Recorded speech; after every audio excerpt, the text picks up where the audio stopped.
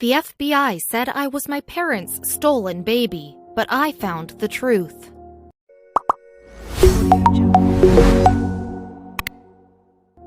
When a one-day-old baby, Paul Joseph Franczak, was stolen from a Chicago hospital in 1964, the terrible story made headlines across America. Then, 2 years later, an abandoned boy was identified as the missing baby and handed over to the relieved parents.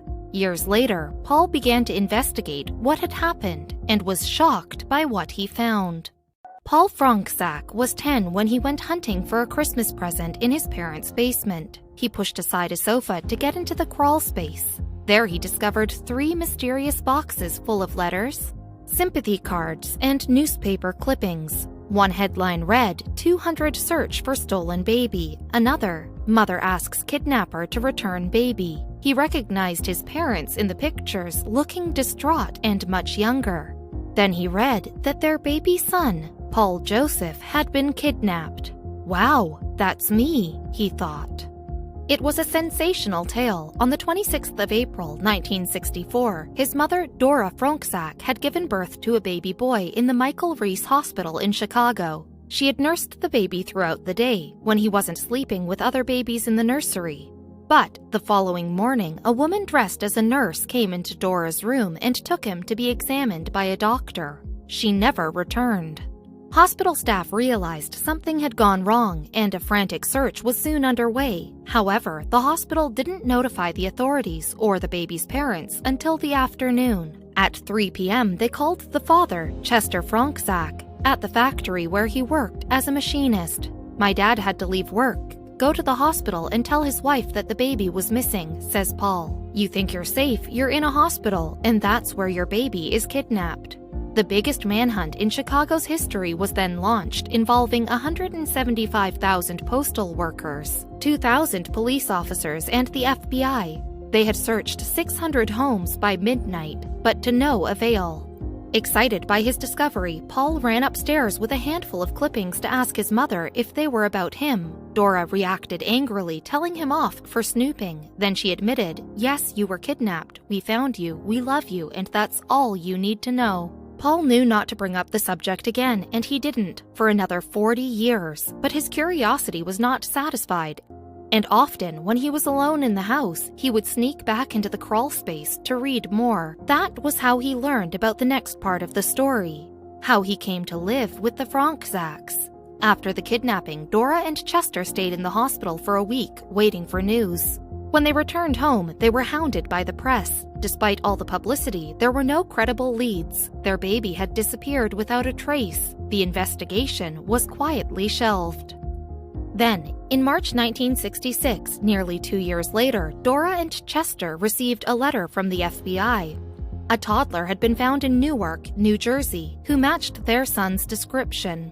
The boy had been abandoned in a pushchair in a busy shopping center the previous July and had been placed with a foster family, the Eckerts. They had baptized him Scott McKinley and were so fond of him that they were considering adopting him. Before they could, however, a New Jersey police detective had the idea that the boy might be the missing baby from Chicago. The FBI began to test the hunch. There wasn't much to go on. There was no record of Paul Joseph's blood type, nor had the hospital taken the baby's fingerprints or footprints. All they had was a single photograph taken on the day he was born, and the shape of the baby's ear in that picture was very similar to that of the abandoned toddler. They ended up testing over 10,000 boys that could have possibly been Paul, and I was the only one they couldn't fully exclude, says Paul. The Franczaks were elated to hear the news. Back then, the FBI was the elite authority, and when they tell you something, you believe it, says Paul. 3 months later, they drove from Chicago to meet the boy who might be their son in the offices of the New Jersey Children's Services. All 3 had been put through a series of psychological tests before the meeting. Dora and Chester also had to be approved to adopt the child, now officially known as Scott. An FBI agent walked me in and they got us acquainted for a while, says Paul. My mom had only spent less than a day with her son before he was taken out of the hospital, and then, years later, she sees this child. Dora has since told Paul that she felt the world was watching her. She could either say, "I'm not sure," and put this child back into the system, or say, "Yes, that's my son," and even if it was not, save this child from what could be a horrible life.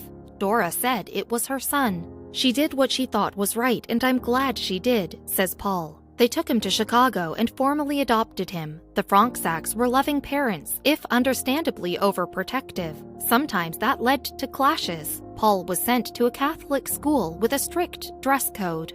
But he liked rock music and wore his hair long. Once, during a heated argument over the length of his hair, Dora said, "I wish they'd never found you." That stuck with Paul. "Even to this day, just thinking about it, I feel it in my soul," he says. After graduating from high school, Paul left home to be a bass player with a rock band in Arizona. 5 years later, when the band broke up, he returned to Chicago, but soon got restless and joined the Army for a year. Afterwards, he moved around working as a salesman and later as a model and actor. Eventually, he settled in Las Vegas. "I've moved probably at least 50 times in my life, and I've had well over 200 jobs, and no matter where I go or what I do, I've always had those paper clippings with me," he says. In 2008, Paul married for the second time, and soon he and his wife, Michelle, a teacher, were expecting a daughter. Paul was delighted, but when the obstetrician asked about their family's medical histories, it hit Paul that he wasn't really sure how to answer. Ever since finding out about the kidnapping, he had wondered if he really was his parents' son. "I actually thought, what are the chances of me being this one baby taken from Chicago? I was found so far away, it just seemed so unfathomable." He had always felt that he did not fit in. His parents seemed closer to his younger brother Dave. They were all quiet and reserved, whereas Paul liked loud music and fast motorbikes. They looked different too. Dave looked exactly like my dad, mannerisms, facial expressions, the body build, everything, and I looked like neither. Now the question began to haunt him, was he really the stolen baby? "For years I had wanted to do a DNA test with my parents," said Paul. "Not because I wasn't happy, I just wanted to know the truth. I had always found a reason not to do it. I didn't want to hurt them, but there came a point when I needed to know." He had also been put off by the expense. But one day in 2012, Paul spotted over-the-counter DNA kits for sale and bought some. When his parents came over from Chicago for a visit, Paul plucked up the courage to broach the subject, about an hour before they were due to leave. "Have you ever wondered if I'm your real son?" he asked. Caught by surprise, his parents admitted that they had. "Would you like to find out?" Minutes later, everyone had swabbed their cheeks and the kits were sealed. Then Paul took his parents to the airport. But by the time their plane landed a few hours later, Dora and Chester had changed their minds. They rang Paul asking him not to send off the kits. He was their son, and that was the end of it. "I kept those samples in my desk drawer for a couple of weeks," said Paul. "I wrestled with that every day because I love my parents. I wanted to respect their wishes, but sometimes you just have to do what you feel is right. How can you be wrong, trying to find the truth?" So he sent the samples off. He was at work when he got a phone call about the results. After answering some security questions, he was told there was no remote possibility that he was Paul Fronczak, Dora and Chester's biological son. "I just felt like my life, as I knew it, was ended. I felt the color drain from my face. I couldn't think. I got all sweaty," says Paul. "Everything I thought I knew about myself, my birthday, my medical history, being Polish, being Catholic, even being a Taurus, went out the window. And, for a second, I didn't know who I was." The results raised two urgent questions. Who were Paul's real parents, if not Dora and Chester Fronczak? And what had happened to the real Paul? Before he had even told his parents the news, Paul called a local investigative journalist, George Knapp, to ask for help. Soon, Paul Joseph Fronczak was a national news story once again. His family, who shunned the media, were furious and didn't speak to him for over a year. "You've got to understand, the main reason I did this was to find my parents." "Real child," said Paul. "They were the most amazing parents. The best gift I could give them would be to find their kidnapped child. And I thought the best way to do this would be to invoke the help of the media." One consequence of going public was that the FBI reopened the Fronczak kidnapping case. They had located 10 boxes full of original case files in Chicago, but because the DNA results proved that he was not the stolen baby, Paul had no right to see any of it. He did, however, speak to one of the retired FBI agents who worked on the original case, Bernie Carey, who admitted that some of the team had not been convinced that they had found the right child. Paul had more luck with the search for his biological parents. A team of volunteers called the DNA Detectives took on the case free of charge. Led by the genetic genealogist C.C. Moore, they used a combination of DNA testing and investigation techniques, searching newspapers and public records, trawling through social media and endless phone interviews. Although Paul had been found in New Jersey, they traced his family to Tennessee. Meanwhile, his DNA test had revealed Ashkenazi Jewish roots.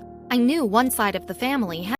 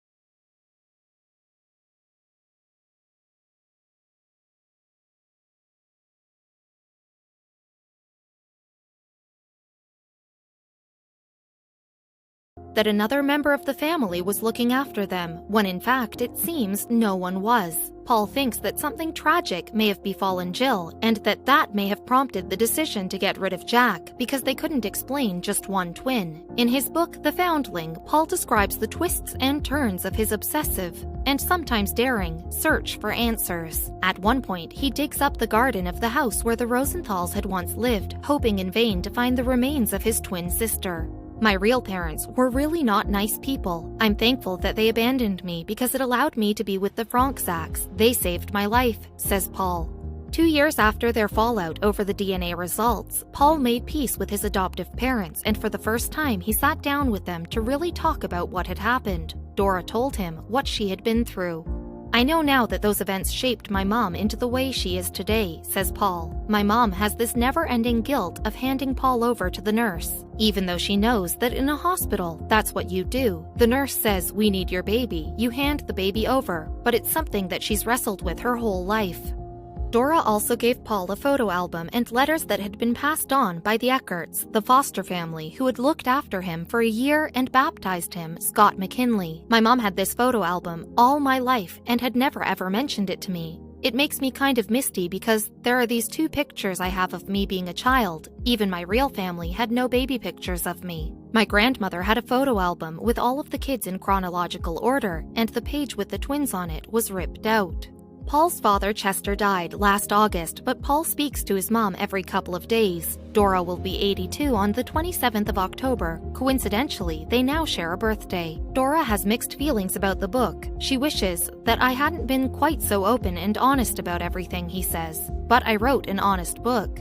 Paul is as determined as ever to find out what really happened to Dora's son. He still has a private investigator working on the case and says the next step is to exhume a body. In fact, he wants to exhume 2 bodies. We have a really strong lead on a possible biological Paul, and the other is possibly my twin sister. Exhumation is a complex and costly process, but Paul is undeterred. There are still many unanswered questions. The story is by no means anywhere near finished, he says. He and his second wife are now divorced, although still good friends. Paul admits that his obsession with the investigation may have contributed to their breakup. It got to the point where every waking minute I was doing something involved with this search, he says. He regrets nothing, however. This was something that I had to do. It has made me feel more at peace. It has also helped him to understand things about himself, such as why he could never seem to settle down. The first couple years of my life really shaped who I am. I'm able to walk away from anybody, any job, any situation, and never look back.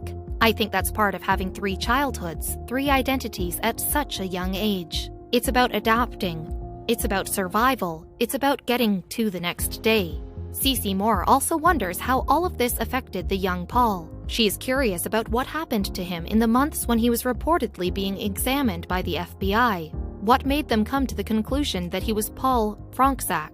Were there signs of trauma that perhaps were misinterpreted as a baby that had been kidnapped, rather than a baby that had a somewhat abusive life?